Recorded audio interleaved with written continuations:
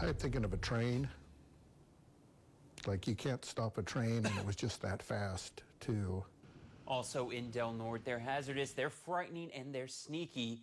We're talking about those sneaker waves, folks, on the North Coast, and that man describing what it feels like to be hit by one. Strong waves about to kick back up as another storm moves into the North Coast. The National Weather Service is warning sneaker waves can be deadly. So new tonight at 11, our own ABC 23's NAZY Javid looking into why it's important now more than ever to talk about the serious dangers those waves can cause. She's joining us right here. Good evening, NAZY.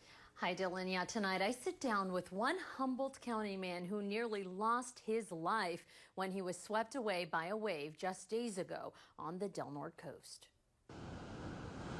Peter Jane is a beloved music teacher enjoying his first year of retirement.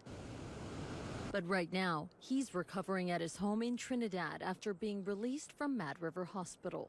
I was saying out loud my prayers for healing because I didn't know the extent of my injuries. On Tuesday, he was enjoying the beach in Prairie Redwood State Park. He found a rock by the shoreline that he thought was safe. That's when a wave hit the edge of the rock in front of him. And the next thing he knew, he was in the water. Even when the wave receded, I didn't know for sure that I was going to survive.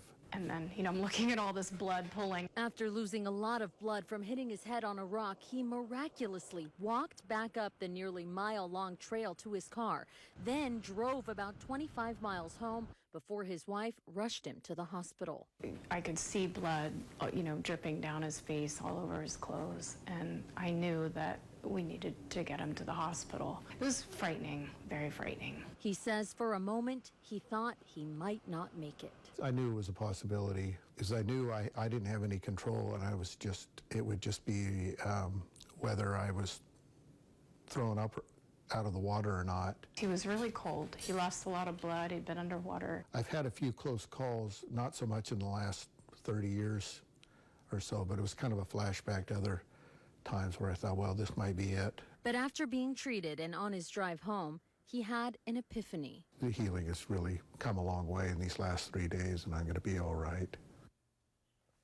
And Dylan, Jane tells me this terrifying experience won't keep him off the beach, and he is expected to make a full recovery. Reporting live in the studio, NAZY Javid, North Coast News. All right, thank you, NAZY.